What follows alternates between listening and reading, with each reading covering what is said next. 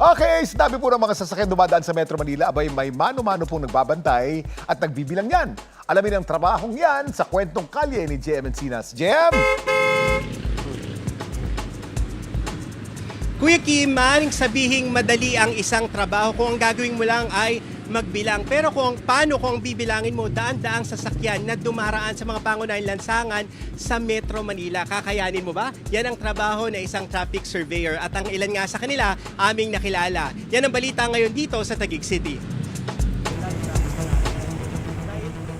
Sa kahabaan ng General Santos Avenue sa Taguig City, daan-daang sasakyan daw ang dumadaan araw-araw. Pero paano ba malalaman ang bilang at klase ng mga sasakyang dumaraan dito?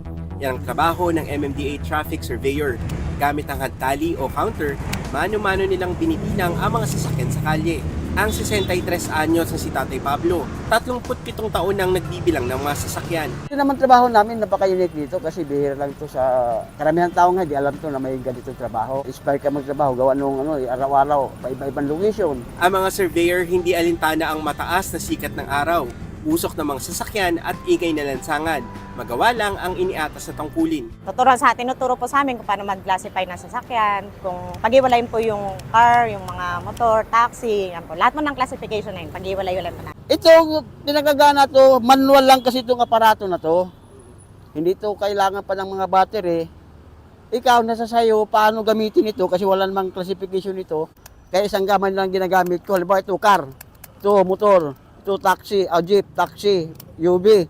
Ngayon, nag-i-exist nyo lang, hindi na kasi sa counter, liwa ang bike, magagawa ka na ng tarahan. May 11 vehicle classification silang binibilang at kasama rito ang pagbibilang ng mga dumaraang tao. Sa kanilang pagbibilang ng mga sasakyan, nagkakaroon ng datos ang MMDA na kanilang ginagawang basihan sa paggawa ng mga pulisiya at hakbang sa pagpapabuti ng lagay ng lansangan.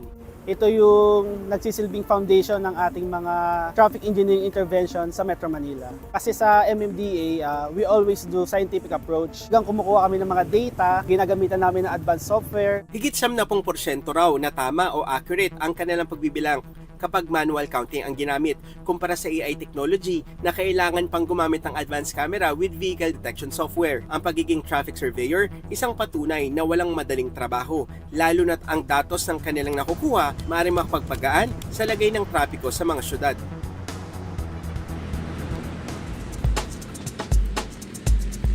Kuya Kim, kahit gabi na ay tuloy-tuloy pa rin yung pagbibilang ng mga traffic surveyor ng sasakyan. Medyo challenging araw dahil medyo madilim na pero mas maraming araw silang mabibilang sa mga oras na ito dahil rush hour na.